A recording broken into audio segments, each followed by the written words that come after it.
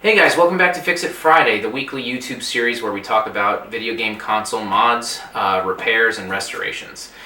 So for this week's episode, what we have is the Philips CDI, and some of you guys will know about this console. This was a huge failure, and it came out around the time of the Panasonic 3DO and the Atari Jaguar, so it's a mid-90s console.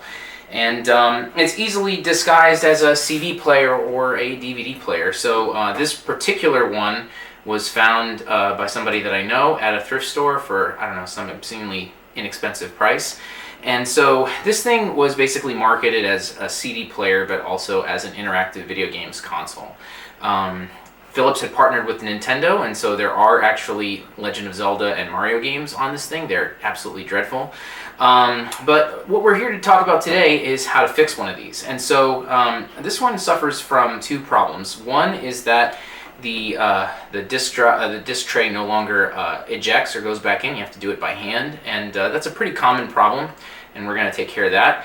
The second problem is that it no longer can save or back up time or anything like that. And that has to do with a chip inside of here called the Timekeeper chip. And for whatever reason, Philips put a battery inside of this chip and embedded it with epoxy. And so what we're going to do is remove that old battery and create a modern solution that allows you to easily replace the battery. And we're going to be doing some drilling into the CDI. Okay, so in the interest of time, I have disassembled this CDI, and I'm going to just kind of show it to you step by step. So what you need is a Torx T9 bit for taking out all the screws, and you start by taking out screws on the sides. There's 2 on the sides, and then there's 3 over here in the back, and then this just kind of lifts off in a hinge like this. And you can see that it's just totally massive. So you have your disk drive, you have your expansion bay here, your power board and isolation transformer, and then the main board underneath. So to get to the CD drive, you basically have to, you see these holes here, you have to kind of move it into position, and in 4 spots, here, and then all the way at the front, here and here, you have to take out those Torx screws. And then once you do that, then this thing is technically free from the board. You just have to be very careful because there are 3 points where you have to detach it. So there's a connector here, and you just have to kind of pull the bails up, and then this comes off. And then here on the side, there's 2 others for power for the CD drive. And I'll show you that in better detail in a moment. Okay, so here you can kind of better see the 3 points where the CD drive connects. So there's this flat flex connector here. You just have to kind of pull up on these bails and on both sides, and then you can pull the flat flex connector out. And then these 2 here are for power. There's these little tabs that you have to kind of pull back. You have to be very gentle though, because it's plastic and breakable. You just have to pull back on it gently with one hand and then pull with the other. And that's how you completely disconnect the CD drive. And you actually can do that first. You don't have to, take out the expansion bay here. You can actually do this first. You can just kind of squeeze your hands in. But honestly, really, you could kind of do it either way. You could take out the bay first and then do the drive, or you could do the drive first, and it doesn't matter. Okay, so then the next thing that you have to do is you have to take off this whole back panel, and that's actually rather simple. So if you flip it over, you'll see lots of spots for screws, and basically if you see a screw, take it out. It's that simple.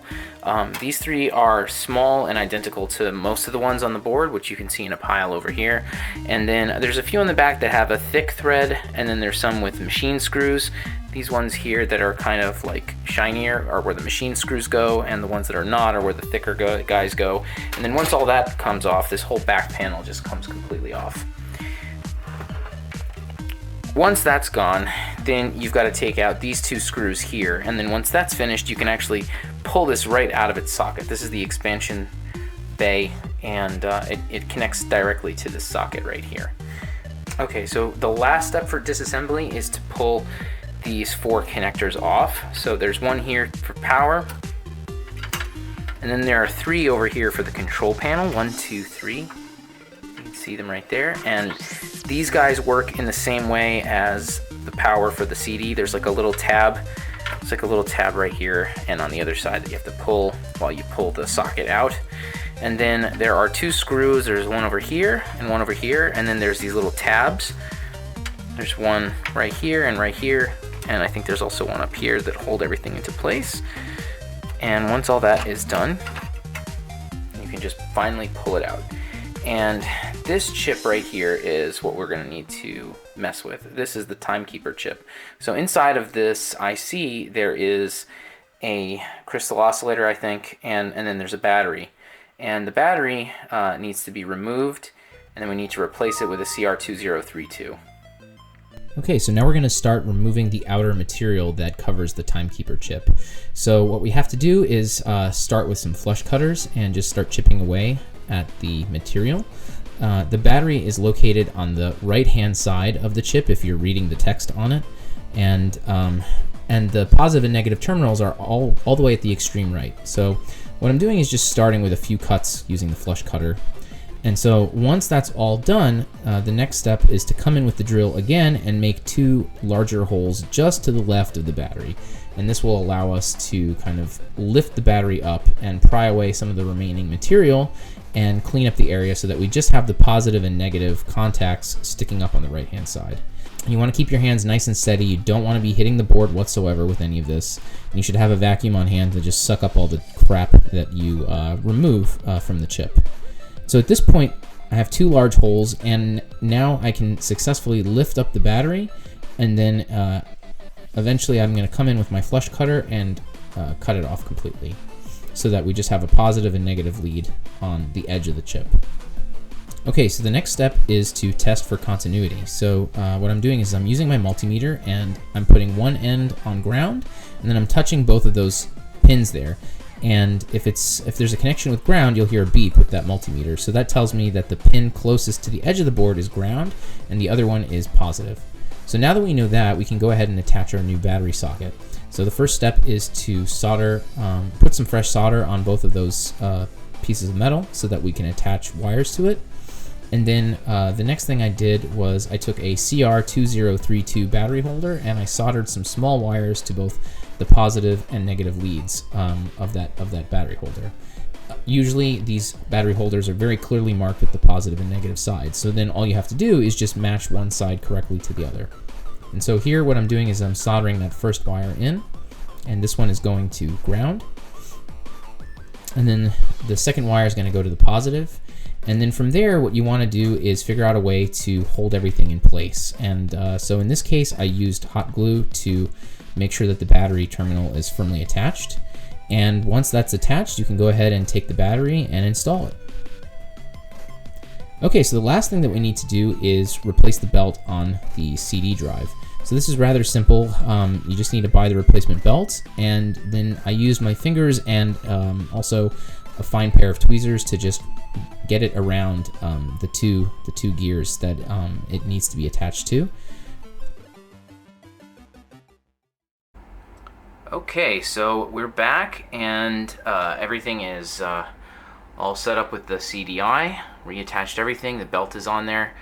And if you go into the settings, if you take a look at the clock, you'll notice that now it's showing the correct day and time. And if you reset the console, it remembers this. So that means that the modification that we did was a success. And now I'm just going to quickly test a game. So you can see here's the CD tray, works just fine. And I have an educational game here. And you know, I think you guys should definitely consider trying out the CDI. It's an interesting system. It gets a lot of hate, and I don't think it's as bad as people think it is. But let's see if this game works. Let me just reboot the console.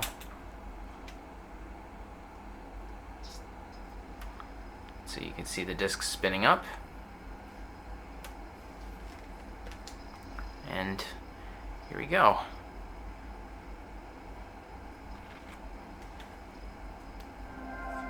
Okay. So this is working. This is in S video. You can see actually the quality is pretty good. It's rather impressive. Alright, so this repair was a success. This CDI is fully restored. And if you guys enjoyed this video, feel free to like and subscribe to the channel, and thanks again for watching.